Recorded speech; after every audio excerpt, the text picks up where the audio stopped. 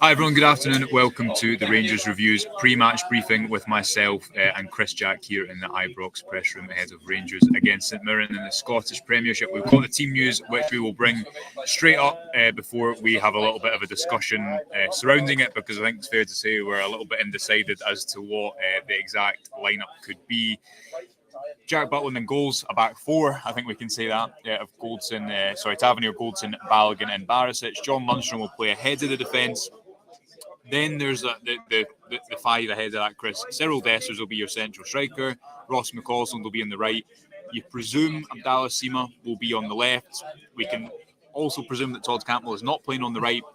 That could, for me, it could be a lineup where you're trying to hold the width on both sides with Sima, McCausland and Cantwell and Lawrence are kind of playing in the pockets. It could be more of a front two because St Mirren play a back three with Sima and Dessers and one of Cantwell or Lawrence coming off the left and Barisic sitting higher. It could be Rangers for more of a back three in the build-up and adapt that way. So a few unknowns, but we know that Campbell's probably not going to be on the right-hand side. What's your kind of initial reaction to that as you calculate it in your head? Some good, some bad. I think the good is that Sam Lammers isn't playing. The bad is that Cyriel Dessers is. Prepared to be proven wrong if the big man fancies scoring and shutting up. That'd be great. I think, as you say, Josh, that four of McCausland, Lawrence, Cantwell and Sima, really interesting. The first couple of minutes to see how they shape up, and after that, interesting to see how much it changes, because there's guys there that can play a number of different roles. I don't think it looks like a set four. There's various different permutations there, so hopefully we see a Rangers side that's a bit more fluid than it has been the last couple of games, because obviously last weekend at Pittodrie wasn't good. Midweek was even worse, so I think there's definitely optimism there. There's definitely attacking threat in that side, middle to front. There should be goals in that side as well, so it should be a Rangers side more than capable of going and getting the 3 points this afternoon. Yeah, I'll read the bench out, I'll read the opposition, and then we will maybe talk through some of the different components of the team. The bench for Rangers: Davies, Danilo, Sterling, Suter, Cifuentes, Matondo, Yilmaz, McCrory and Lammers. So a good few options in there, you'd have to say. Danilo obviously is rotated out, having played quite a lot of football over the course of the last week. St Mirren line up with Hemming, Gogic, Fraser, Taylor, Flynn, Tanser, Boyd, Muntz, Kiltie, O'Hara, McMenamin and Ayunga, and you presume that they will kind of be in their traditional back three when they attack, back five when they defend. Let's start with the defence, Chris. We'll make our way through the team. Goldson and Balogun come back into the team. Probably not too much of a surprise, because that is what Clement's opted for after the international break, and he sticks with that there. Ayunga is someone who can definitely occupy defence, and Balogun, playing him in there probably limits that threat somewhat. So the back four, we know who's playing there. I guess it depends on how it kind of takes its form, because is Barisic going to play high to form width on the left, or is he going to be a little bit more deep to accommodate the players ahead of him? Not too much of a surprise to see Goldson and Balogun come back into the defence today, though. No, I think that centre half pairing, I think that's probably the one that most people would say is Rangers' most effective right now. You look at the two that played on Thursday night, again had problems. Also, the goal that Goldson and Balogun conceded last weekend at Pittodrie was not a good one. They're really poor from their point of view, but overall they don't make that many mistakes. It's a partnership that's well founded over many seasons now, so I don't think it's a surprise that they're there. Barisic for me is maybe a slight surprise on the left hand side. Also, Red fans on the bench. It could maybe have been seen as an afternoon to get him back in, play him tonight. This afternoon, just to try and get him another game, because obviously he can't play in Betis in a couple of weeks. So maybe slightly surprised that Yilmaz isn't there just to get him another game. But maybe perhaps points to the fact that the manager doesn't really see him as a longer term option, because if he does, I see him as somebody that is going to build that left back position round about. You would think this is the type of afternoon where you give him a game and you go and try and see what he can do. I think it's an area of the side that there's been a lot of discussion about, and certainly one that Rangers will look to address going forward. And I think that's certainly the case up front as well. So no Kamal Roof on the bench today as well. Yep. You've got Dessers coming in, as you said. Danilo has played a lot of football recently, so it's maybe not a massive surprise, but I think it just shows that the lack of depth that Rangers have at number 9. There's not a lot of options there in terms of being able to change it. It is between Dessers and Danilo right now. The midfield, we've not seen. I asked Clement about this at a press conference a couple of weeks ago, and he said kind of after a period of time, it is a bit of a puzzle to figure out who plays next to John Lundstrom, because Ryan Jack and Nico Raskin can both play in a kind of conventional midfield role, whereas players like Dowell and Cifuentes were more signed to play in a midfield three. Cifuentes, I thought he was steady enough at Aberdeen. I thought he had a bad game in midweek. In particular, there was a period in the first half where he gave the ball away 4 or 5 times and the crowd started to get on him. Not too much of a surprise. Again, we don't know if it's definitely going to be that three.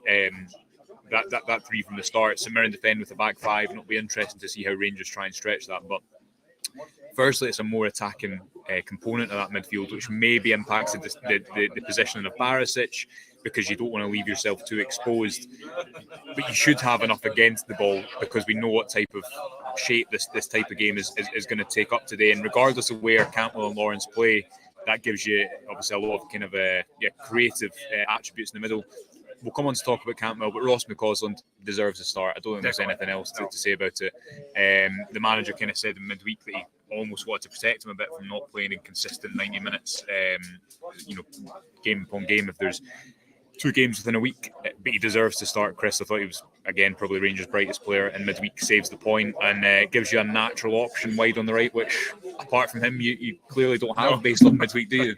No, we don't, and I know the manager has to be careful with a younger player. I think when we talk about McCausland, it's easy to forget that he is 20. He's not a kid of he's not 17, he's not a 16, 17, 18-year-old that we're throwing in and asking a lot from him. He's been around the game for a number of years now, but he is someone who deserves his place on form. He deserves his place because the fans will like to see him. He gets the crowd up. He offers something that so many other options in the squad don't, certainly on the right hand side. So I'm pleased. I thought he would have started. I thought he should have started in midweek. I'm surprised that he didn't. Like a number of the problems on Thursday night then came from the fact that he didn't start. So pleased that he's in the side. Hopefully he can capitalise on his goal and that confidence that he's got and really go and kick on again. And again, with all respect to the opposition today, it's St Mirren at Ibrox and a must-win game. If he can't perform on occasions like this afternoon, so why are you giving him a long-term contract? He should be more than capable at this stage of coming in and doing a really good job for the side. So I'm really pleased he's in there. And that's without putting too much pressure on him. That's just in because he is the best option on the right hand side right now. I think he's shown pretty. The reason he's got that contract is because when he's not looked phased, you've not put him on. Like, even if you go back to the Hearts game that Rangers won late on, Clement put him on when the game was 1-0 down. When you're an attacker in that type of game at Ibrox, that's not an easy place to be. But no doubt that he'll be composed again from the start today in what's only his second, I think, start for the Rangers first team. Todd Cantwell, the big talking point. We'll get to it. I tweeted out this morning that I thought he actually would play. I thought Clement handled it well after the final whistle, because if you look at his comments, and I'll get them up, but he in effect isolated that incident to one game. It wasn't as if he said, look, he's been disobeying my instructions for weeks, and as a result took him off early. He said, actually, he's been doing a job for the team. I'm paraphrasing here, but he's been doing a job for a team, playing out of his favourite position because of the injuries I've got, or the solutions I've got, the options I've got on that side. It wasn't working on this occasion, so I took him off. Sunday's a new game. I think that's good management, because you see, if he didn't start today, maybe fearing that it would be player power if he played him in a different position. Firstly, I don't think that speaks to the overall situation, because Cantwell has played in that unfamiliar position he doesn't want to for a number of games. And secondly, what's the long-term future of that? If you leave Cantwell out today, it's a bigger talking point. You probably have a player in the middle who's not as good as him, and where is the kind of end of that solution? So good to see him in the starting lineup for me, Chris, and hopefully good to see him in a position where we start to see the Todd Cantwell that we know we can and we've not really seen as of late. No, because I think regardless of what position of the side he's played in, I don't think his form over the last few weeks has been good enough. Whether he has had the chance at 10, which has been fairly rare in the last couple of weeks, or whether he's been starting on the right, I think we need to see more of him, because we know he's technically very gifted. We know that he can be the type of guy that's going to cut open defences. He's got that guile. He can score goals. He's not had enough assists. That's also due to some of the people that he's playing passes to. That's not all. That's not his fault. But we do need to see him create more chances. We do need to see him actually score more goals himself. And if they move back to a more central area helps facilitate that, then Todd Cantwell benefits, but more importantly, Rangers as a whole benefit. Him playing on the right hand side, it was doing a job. It was being asked to do something he's perhaps not that comfortable with, but limited options. He had to do it. Rangers just about got through it, and then it came unstuck. It came unstuck in the last couple of games, unfortunately.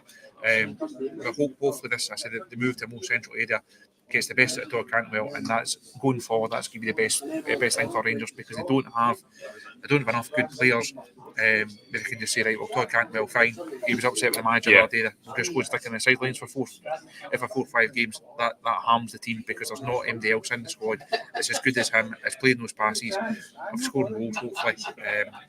And because also the alternative in at number 10 is Lammers, and we've spoke enough about him over the course of the season to know where he stands. So hopefully it's a clean slate for Cantwell, and this is the beginning of a new era in terms of this campaign. Yeah, I also tweeted after the game that I mean, Cantwell, of course, he's going to be pissed off when he's coming off the pitch at that time.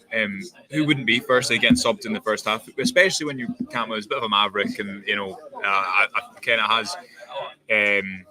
Obviously self-belief. So who's not going to be frustrated in that instance, first and foremost? But again, I tweeted after the game, is he deliberately disobeying instructions? I'm not saying he didn't. I'm not saying that McCausland coming on wasn't the right call, because evidently it was. Or was it just a one-off where it's a bit of a different game, it's a bit slower, he's getting frustrated, he wants to move towards the ball, and that's just second nature to him. So and if you look at what Clement said after the game, he said, I'm sure he'll react positively from it moving forward. He's done a good job already on the right side, which isn't his best position. But with injuries and players out, that's the situation. Don't have many options on that side, and he's done a good job for the team. On Thursday it was less good, but Sunday's a new game. Sums it up. I think that says all it needs to say. The lineup, just finally, Chris, as we move on to Cyriel Dessers, he interestingly said after the game away at St Mirren that he's a striker who's better facing goal. Which, having watched him, you wouldn't necessarily think that. And when he came in the summer, I maybe thought, okay, maybe he's more of a back-to-goal player who can get his team up the pitch. I think we've seen enough to suggest that he's not that type of player. This also looks like a lineup to me, whether it be Seema joining him in the front two at points, whether it be Lawrence and Cantwell getting close to him. It seems like a team that's designed to get close to the central striker, because Danilo is someone who's able to get you up the pitch, not in a kind of overriding physical way, but he's not an Morelos type of way. Yeah, not in a Morelos type of way, but he's quicker, he's got better movement. I think he'll hold the ball in a little bit more. Big afternoon for Cyriel Dessers, because he's not been in since that Livingston goal, and he had a decent enough game there. Still hasn't had a performance, I think, where he'd probably be able to really see, yeah, this is what I'm about, this is why I should have a long-term future there. And make no mistake, at this time, people will of course be fighting for their futures, because Rangers aren't where they need to be. What do you think finally on him and his the significance of his performance today at Ibrox? Because there is also going to have to be an element of rotation in that number 9 spot. Danilo's done a lot of running in the last few games, so I'm not too surprised to see him not start this afternoon. I think he's probably looked at his worst and his most cumbersome when he has been isolated. Yes, when players don't get up to him, when he doesn't have any service, it just looks like a forlorn, a hopeless figure up through the middle. And that's been the case in a number of games. So some of that is his fault, clearly. Some of it is perhaps he's not been helped by those around about him. And for long stage of the season, he's been leading the line of a side who have not really clicked, who have not had any attacking cohesion about them at all. So I don't think he's been helped in that regard. Overall, his form's not been that great. Obviously, he's not scored the goals to justify the outlay.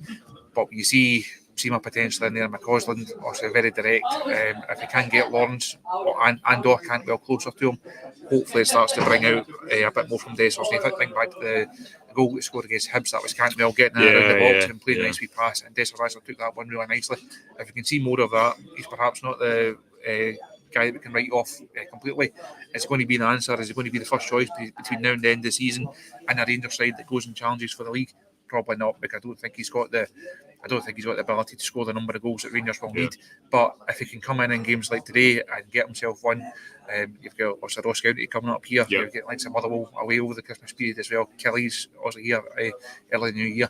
He's not the type of guy you want to see starting at Parkhead. You're not going to start him at Tynecastle on Wednesday night, for example.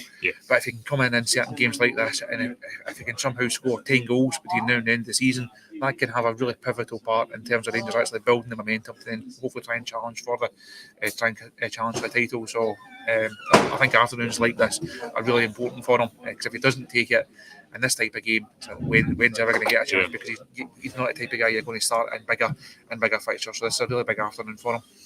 We shall see. Right, we'll be back after the final whistle, after we've spoken to Philippe Clement in the press conference as well. Keep up to date with the game on our social channels. Love reaction today, reaction tomorrow, and of course plenty throughout the week with the AGM and Tynecastle away before back here against Dundee on Saturday. So lots to come. Until then, thanks for joining us. Enjoy the game wherever you're watching it, and we'll speak to you later. Bye for now.